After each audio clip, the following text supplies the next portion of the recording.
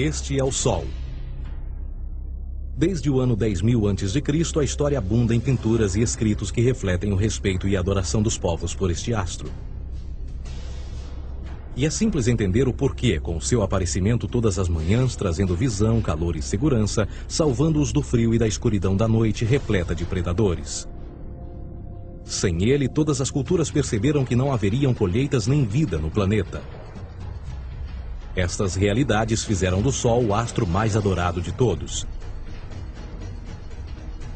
Todavia, muitos estavam atentos também às estrelas. As estrelas formavam padrões que lhes permitiam reconhecer e antecipar eventos que ocorrem de tempos em tempos, tais como eclipses e luas cheias. Eles catalogaram grupos celestiais daquilo que conhecemos hoje como constelações. Esta é a Cruz do Zodíaco, uma das mais antigas imagens na história da humanidade. Ela representa o trajeto do Sol através das 12 maiores constelações no decorrer de um ano. Ela também representa os 12 meses do ano, as 4 estações, solstícios e equinócios. O termo zodíaco está relacionado com o fato das constelações serem antropomorfismos ou personificações, como pessoas ou animais. Por outras palavras, as primeiras civilizações não só seguiam o Sol e as estrelas, como também as personificavam através de mitos que envolviam seus movimentos e relações. O Sol, com seu poder de dar vida e de salvar, também foram personificados como se representasse um criador ou um deus. Deus Sol, a luz do mundo, o salvador da humanidade. Igualmente, as 12 constelações representaram lugares de viagem para o Deus Sol e foram nomeados por elementos da natureza que aconteciam nesses períodos de tempo. Por exemplo, Aquários, o portador da água que traz as chuvas da primavera.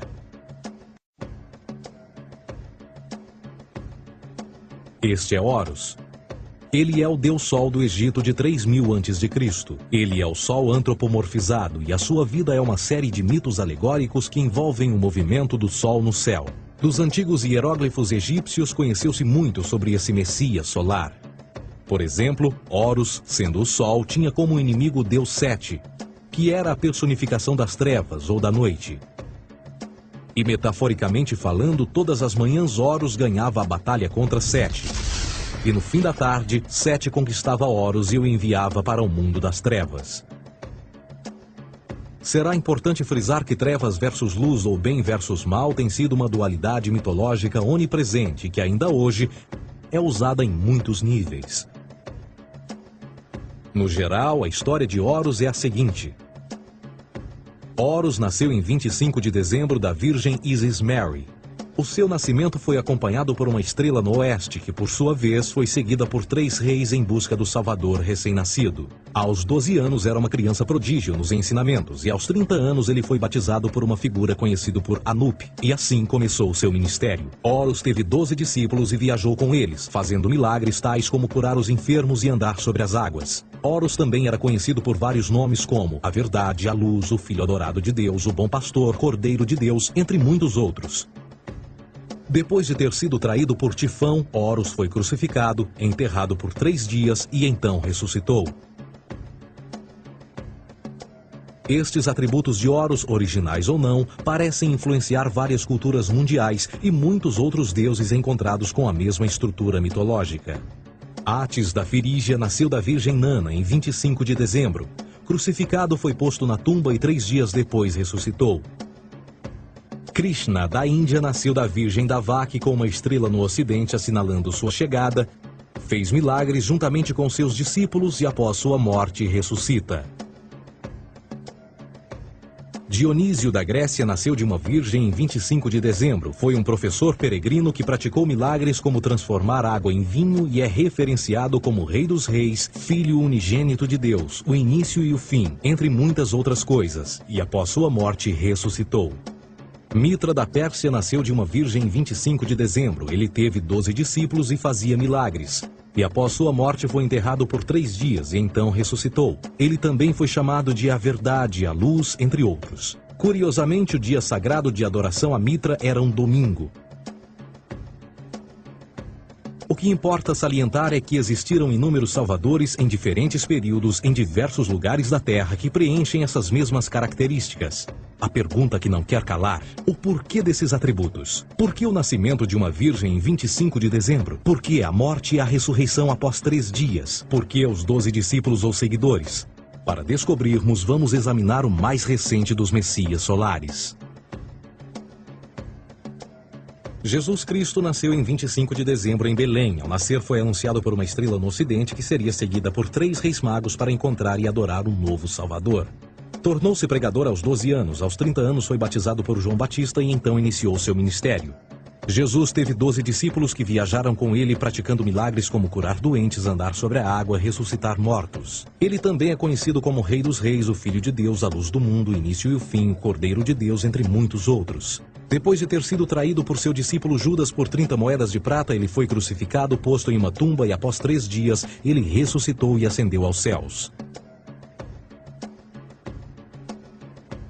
Em primeiro lugar, a sequência do nascimento é completamente astrológica.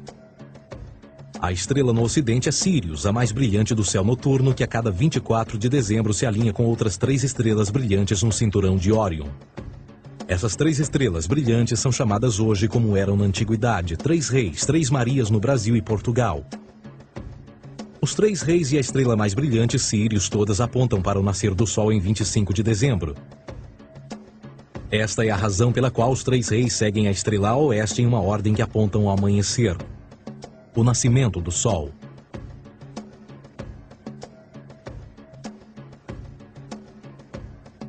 A Virgem Maria é a constelação de Virgo, também conhecida como Virgo, a Virgem. Virgo em latim significa virgem. Virgo também é conhecida como a Casa do Pão.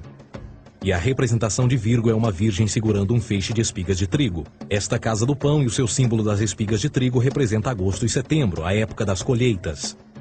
Por sua vez, Belém é a tradução ao pé da letra de A Casa do Pão. Belém também é a referência à constelação de Virgem, um lugar no céu, não na terra. Existe outro fenômeno muito interessante que ocorre em 25 de dezembro, é o solstício de inverno. Do solstício de verão ao solstício de inverno, os dias se tornam mais curtos e frios. Da perspectiva de quem está no hemisfério norte, o Sol parece se mover para o sul, ficar menor e mais fraco. O encurtamento dos dias e o fim das colheitas conforme se aproxima o solstício de inverno, simbolizando o processo de morte. Era a morte do Sol. Pelo 22º dia de dezembro, o falecimento estava completamente realizado e faz com que atinja seu ponto mais baixo no céu. Aqui algo curioso acontece. O Sol para de se mover por 3 dias. Durante estes 3 dias, o Sol fica pelas redondezas da constelação do Cruzeiro do Sul, ou Alfa Crucis. Depois desse período, em 25 de dezembro, o Sol se move 1 grau, dessa vez para o norte, trazendo perspectiva de dias maiores, mais calor e a primavera. E assim se diz: o Sol morreu na cruz, ficou morto por 3 dias, apenas para ressuscitar ou nascer mais uma vez. Esta é a razão pela qual Jesus e muitos outros deuses solares compartilham da ideia de crucificação, morte por 3 dias e o conceito da ressurreição. É o período de transição do Sol antes de mudar para a direção contrária no hemisfério norte, trazendo a primavera e assim a salvação. Todavia, eles não celebram a ressurreição do Sol até o equinócio da primavera, ou Páscoa. Isto é porque no equinócio da primavera o Sol domina oficialmente o mal, as trevas, assim como o período diurno se torna maior que o noturno. E o revitalizar da vida na primavera emerge. Agora, provavelmente, a analogia mais óbvia de todas neste simbolismo astrológico são os 12 discípulos de Jesus. Eles são simplesmente as 12 constelações do zodíaco com que Jesus, sendo o Sol, viaja. De fato, o número 12 está sempre presente ao longo da Bíblia.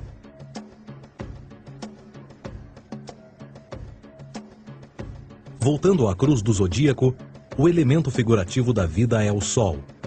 Isto não é uma mera representação artística ou ferramenta para seguir os movimentos do Sol. Era também um símbolo espiritual pagão. Uma logografia similar a isto. Isto não é um símbolo do cristianismo. É uma adaptação pagã da cruz do zodíaco.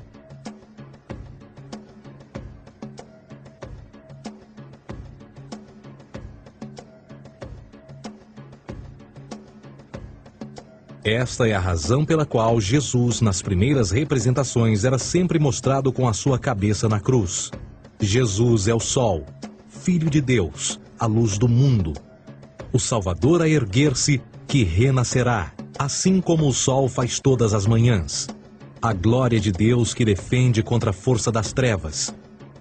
Assim como renasce a cada manhã, e que pode ser visto através das nuvens, lá em cima nos céus, com a sua coroa de espinhos ou os raios de sol.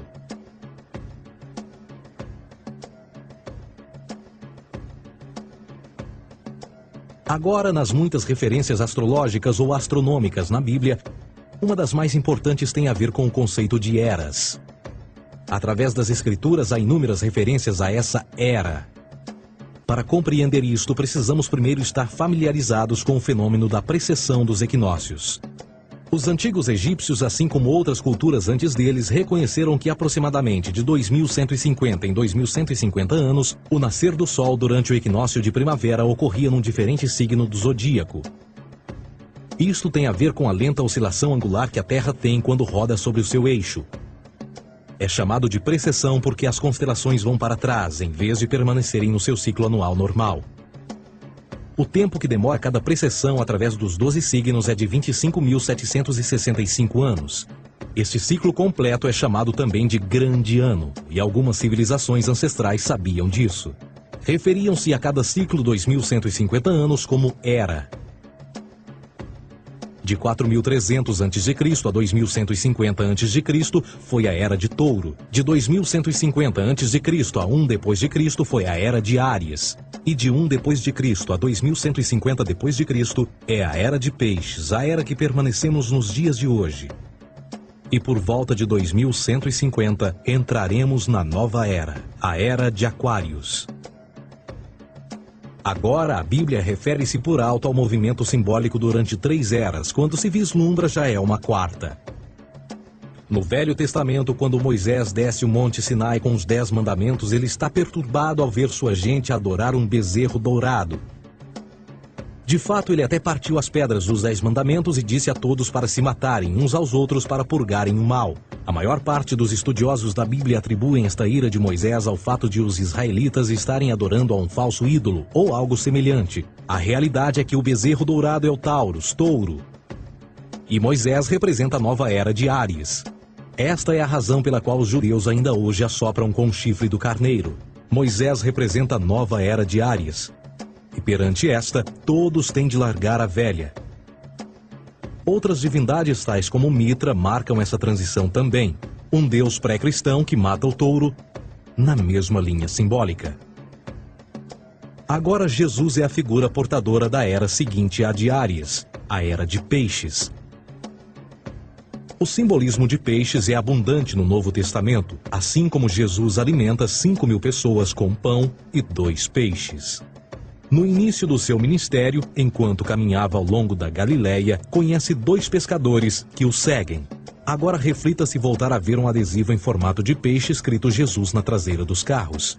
Poucos sabem o que aquilo no fundo representa. É um simbolismo astrológico pagão para o reinado do Sol durante a Era de Peixes. Jesus assumiu também que a data do seu nascimento é também a data do início desta era. Em Lucas 22:10, quando Jesus é questionado se a próxima passagem será depois de ele ir embora, Jesus responde: Eis que quando entrardes na cidade, encontrareis um homem levando um cântaro de água. Segui-o até a casa em que ele entrar. Esta escritura é de longe a mais reveladora de todas as referências astrológicas. O homem que leva um cântaro de água é Aquários, o portador de água, que é sempre representado com um homem despejando uma porção de água. Ele representa a era depois de Peixes, e quando o Sol, Filho de Deus, sair da era de Peixes, Jesus, entrará na casa de Aquários, e Aquário é antes de Peixes na precessão dos equinócios. Tudo o que Jesus diz é que depois da era de Peixes chegará a era de Aquário.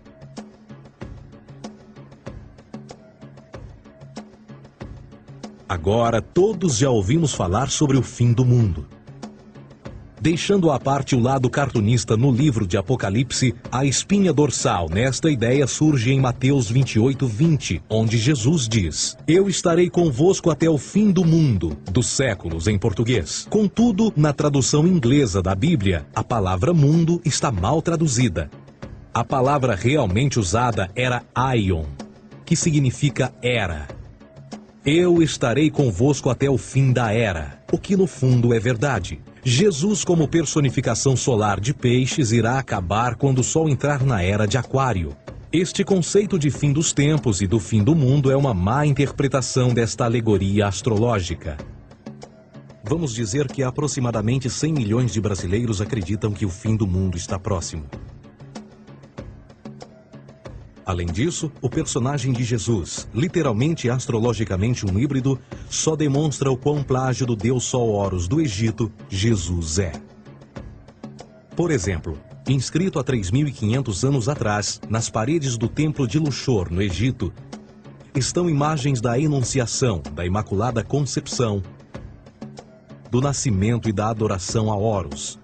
As imagens começam com o anúncio à Virgem Ísis de que ela irá gerar Horus, que Nefe, o Espírito Santo, irá engravidar a Virgem, e depois o parto e a adoração, e que é não mais do que o milagre da concepção de Jesus. Na verdade, as semelhanças entre Horus e Jesus são flagrantes.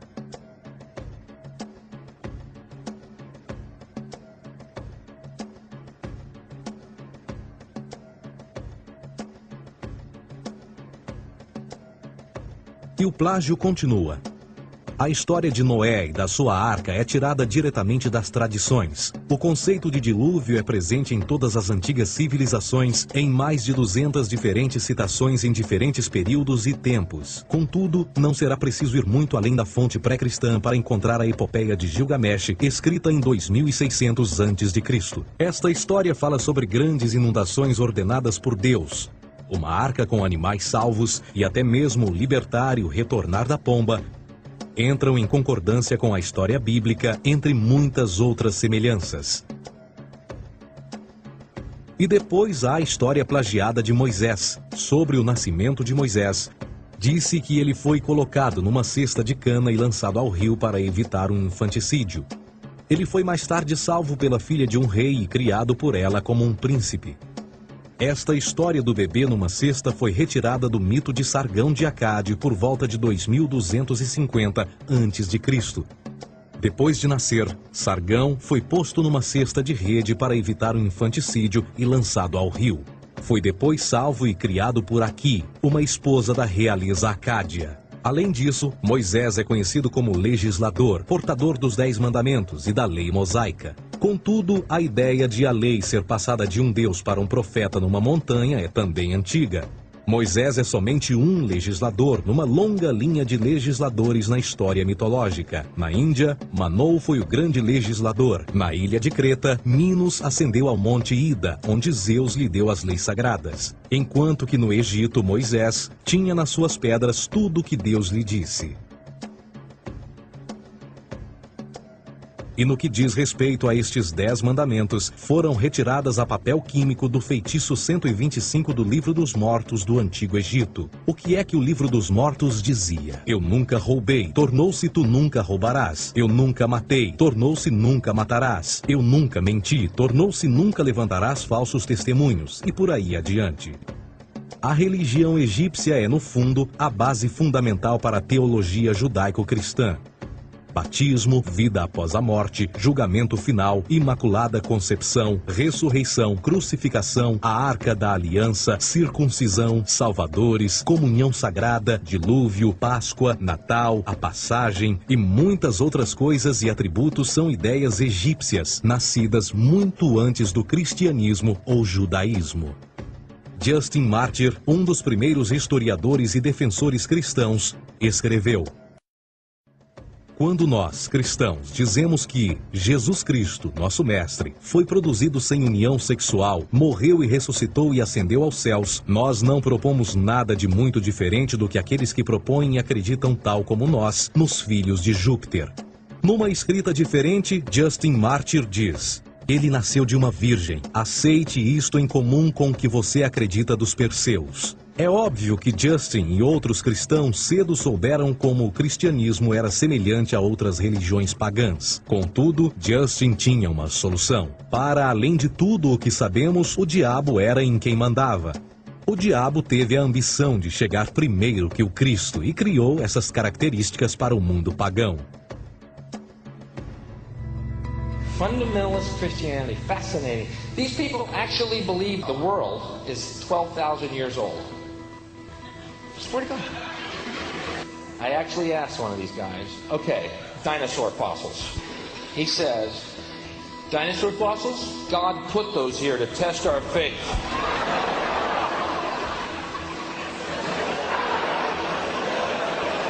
I think God put you here to test my faith, dude.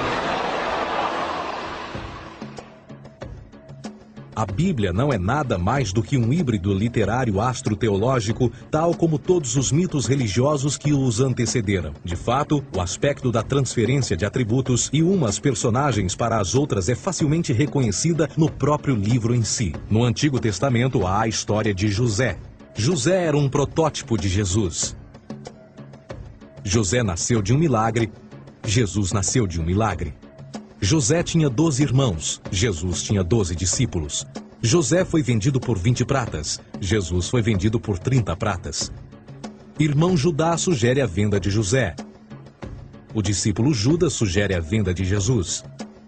José começa os seus trabalhos aos 30, Jesus começa aos 30 também. Os paralelismos continuam. Além disso, haverá algum registro não bíblico da existência de mais alguém chamado Jesus, filho de Maria, que viajou com 12 seguidores e curou pessoas? Existiram muitos historiadores que viveram no Mediterrâneo durante esse mesmo período e até mesmo após a presumível morte de Jesus. Quantos desses historiadores fizeram relatos sobre a sua figura? Nenhum.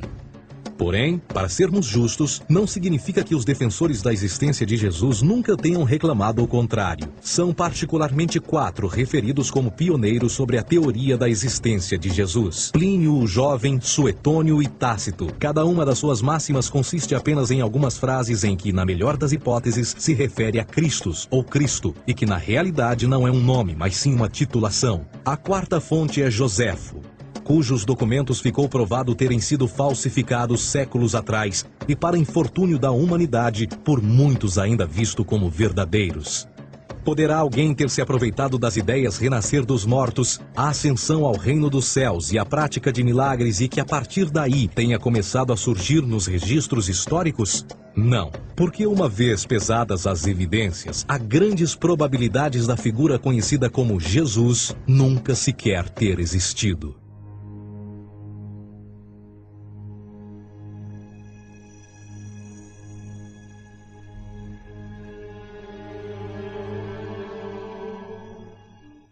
We don't want to be unkind, but we want to be factual.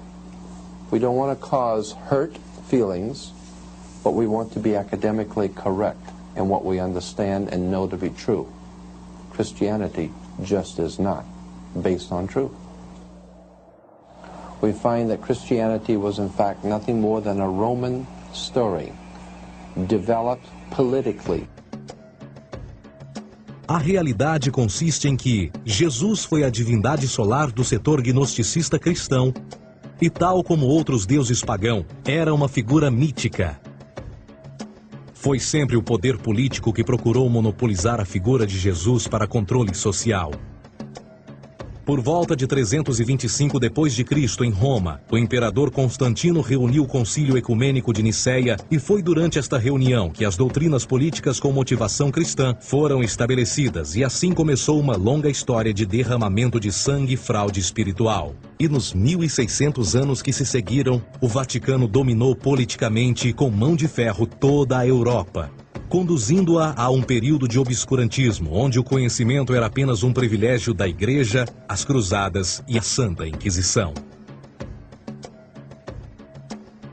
O cristianismo, bem como todas as crenças teístas, são a fraude desta era. Serviu para afastar os seres humanos do seu meio natural e da mesma maneira uns dos outros. Sustenta a submissão cega do ser humano à autoridade. Reduz a responsabilidade humana sob a premissa de que Deus controla tudo e que, por sua vez, os crimes mais terríveis podem ser justificados em nome da perseguição divina. E o mais importante, dá o poder àqueles que sabem a verdade e usam o mito para manipular e controlar sociedades. O mito religioso é o mais poderoso dispositivo já criado e serve como base psicológica para que outros mitos floresçam ou justifiquem.